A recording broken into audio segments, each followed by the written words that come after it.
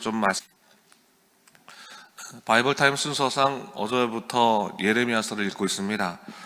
본문인 예레미야 4장을 읽기 전에 우선적으로 전적인 개요에 대해서 좀 말씀드린다면, 이 책은 예루살렘에서 북쪽으로 약 5km 정도 떨어져 있는 아나돗이라고 하는 그러한 동네에서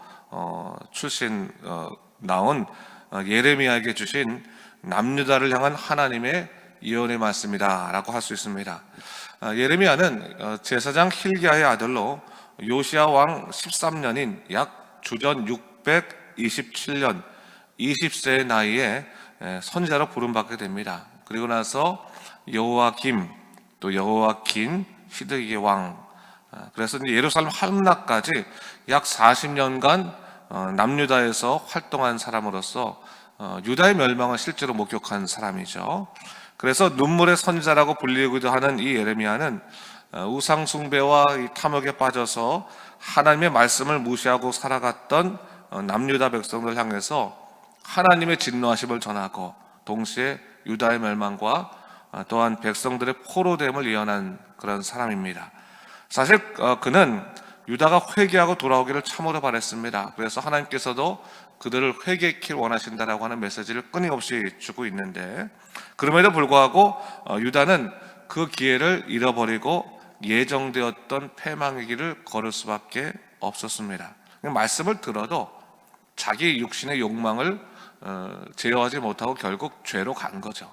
그래서 결국 멸망할 수밖에 없었다라고 하는 것을 오늘 이 예레미야서는 증거하고 있는 겁니다. 자, 예레미야서 1장부터 3장까지요, 예레미야에게 하나님 말씀이 임하는 소명에 대한 기록이 나와 있고, 그 아울러서 이스라엘과 유다의 죄를 지적하시는 하나님의 말씀, 책망들이 나와 있습니다. 그리고 특히 3장에 가서는 유다의 이 범죄를, 유다의 우상 숭배를 간음이라고 표현하고 있는데, 이는 하나님과 이스라엘 백성이 이처럼 혼인 관계로 이어진, 혼인과 같은 언약 관계로 이루어진 그러한 관계다라고 하는 것을 얘기하고 있는 거죠. 그래서 하나님께서는 이 관계를 유지하기 위해서 끊임없이 언약을 지키시고 책임을 다하셨지만, 반대로 유다는, 이스라엘은 책임을 다하지 못했다. 그래서 결국 이 관계가 깨어져 버리고 마는 것이다 라고 하는 것을 얘기하고 있는 겁니다. 그럼에도 불구하고 하나님께서 끝까지 이 관계를 지키시기 위해서 애를 쓰시는 거죠. 그 모습을 계속 나와 있습니다.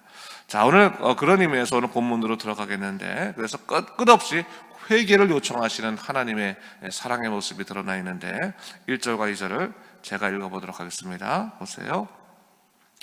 여호와께서 이르시되, 이스라엘아, 네가 돌아오거든 내게로 돌아오라. 네가 만일 나의 목전에서 가증한 것을 버리고 네가 흔들리지 아니하며 진실과 정의와 공의로 여호와의 삶을 두고 맹세하면 나라들이 나로 말미암아 스스로 복을 빌며 나로 말미암아 자랑하리라 했어요. 하나님께서는 이스라엘 향해서 돌아오라 이렇게 말씀하시는 겁니다. 돌아오라고 하는 것은 회개에 관한 요청인 거죠. 주님 말씀하십니다. 가증한 것을 버리고 마음이 흔들리지 말고 진실과 공평과 공의로, 정의로 하나님 앞에서 맹세하면 곧 하나님께서 복을 주실 것이다 이렇게 말하고 있는데, 여러분, 회개라고 하는 것이 결국 뭔지를 잘 드러내고 있는 겁니다. 회개는 단순하게 자기의 잘못을 후회하는 것이 회개가 아니에요. 여러분, 후회하고 회개를 우리가 구분을 잘할 수 있어야 되는데, 뉘우치는 것만 잘하는 것이 여러분 회개를 하는 삶이 아닙니다. 뭐 하고 나면 내가 잘못했네, 내가 또 실수했네, 이런 후회하는 것은요, 예수 믿지 않는 사람들도 맨날 하는 겁니다. 자기 실수에 대해서 후회하는 것은, 우리 그리스도인들이 해야 될 것은 후회가 아니라 회개인 것입니다. 회개는 뭐가 있냐? 오늘 본문에 보니까 하나님께 돌아오는 것인데, 일단은 하나님 목전에 있는 그러한 가증한 것을 내어 버린다라고 하는 것입니다. 그 말은 뭡니까? 우리의 모든 인생이 하나님 눈앞에 있다고 하는 것을 우선적으로 인정해야 된다는 거죠. 내가 하는 모든 행동들, 내가 정말 남들에게 눈을 피해서 하는 그 모든 행동들까지 다 하나님 눈앞에 있다는 것을 인정하고, 하나님 눈앞에서 잘못되어 있는 것을 내어버리는 것, 실질적인 삶 속에서 나의 잘못들을 더 이상 하지 않고 그것을 내어버리는 것, 가증한 것들을 내어버리는 것, 이것이 회개이고, 또 동시에 뭡니까? 그 마음의 여호와 앞에 맹세하는 것, 다시 말해서 하나님, 전 이상 더 이상 죄를 짓지 않겠습니다, 결단하고 그 길에서부터 돌아서는 것, 그것이 바로 회개다라고 하는 것을 얘기하고 있는 거예요. 그러니까 하나님께서 우리에게 회개를 요구하시는 거죠. 네가 비록 실수하고 또 넘어지더라도 결단하고 돌아오라, 결단하고 돌아오라 라고 하는 겁니다. 뉘우치는 것만 끝나는 것이 아니라 내어버리고 실질적인 삶의 개혁을 이루어야 된다라는 것을 말씀해 주시는 겁니다. 그런데 중요한 것은 뭡니까? 하나님의 본심은 이렇게 결단하고 주님께 돌아오는 자들에게 하나님은 복 주신다, 복을 주신다. 이것을 오늘 다시 한번 확인해 주고 있는 것을 볼 수 있어요. 하나님은 죄에 대해서 엄격한 분이시지만 회개하고 돌아오는 자에게 자비와 사랑으로 안아주시는 하나님이시다. 하나님께서는 회개하고 돌아오는 그 자녀들에게 언제나 복 주시기를 원하시는 분이시다 라고 하는 것을 다시 한번 확인시켜 주는 것을 볼 수가 있습니다. 그렇다면 우리가 항상 기억할 것은 뭡니까? 하나님이 나를 항상 감찰하고 계시다, 살펴보고 계시다는 거예요. 하나님이 감찰하고 계시다는 것은 두 가지의 의미가 있죠. 하나는 뭡니까? 내가 짓는 그 모든 죄악이 사람한테는 사람을 속일 수는 있어도 하나님을 속일 수 없다라고 하는 그런 의미가 하나 있고, 또 하나는 뭡니까? 내가 당하는 모든 고통과 어려움들이 사람에게는 잊혀질 수 있고 또 감춰질 수 있지만 하나님에게는 모든 것이 보아지기 때문에 하나님께서 우리를 위로하시고 도우신다라고 하는 이 두 가지 차원을 동시에 이야기하고 있는 겁니다. 그렇다면 우리에게 있는 진짜 복은 무엇입니까? 바로 하나님께서 이처럼 우리를 보살피시고 인도하셔서 항상 때로는 우리가 죄를 지었을 때는 우리 야단치시면서 우리로 하여금 건강한 삶을 살기도 하시고, 또한 우리가 힘들어서 넘어질 때는 또 우리를 위로하시고 우리를 다시금 일으켜 세우시는 그런 아버지의 모습으로, 동행하시는 우리의 사랑의 아버지의 모습으로 함께 하신다라고 하는 것을 다시 한번 이야기하고 있는 겁니다. 그래서 여러분, 가장 큰 복은 내가 하나님과 동행할 수 있는 거고, 또 힘들 때 하나님께 기도할 수 있는 것이고, 또 하나님의 응답하심으로 말미암아 우리가 동행할 수 있다고 하는 그 놀라운 약속이 우리에게 큰 복임을 믿으시 바랍니다.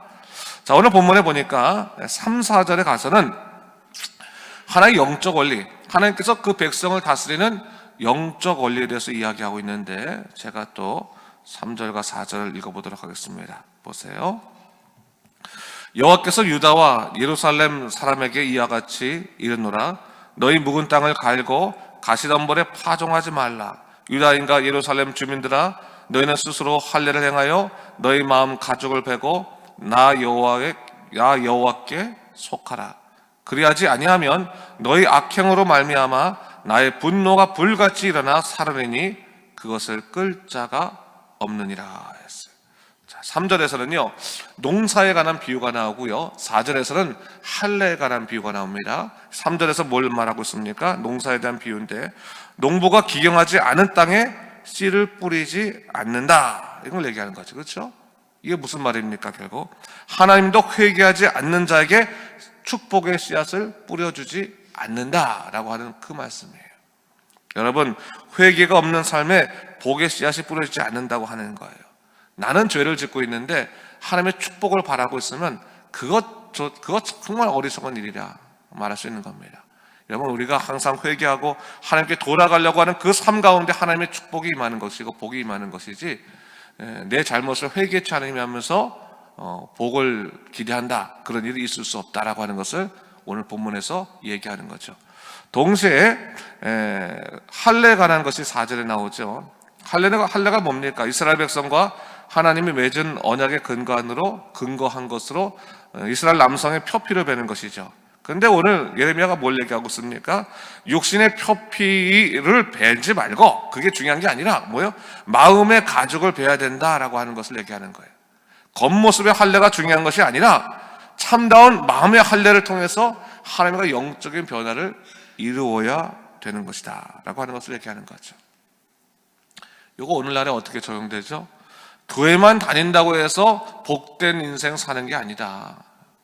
네가 또 너희 집안이 뭐 3대째 4대째 기독교 집안이라서 하나님의 축복이 보장되어 있지 않다, 그것이 중요한 게 아니다.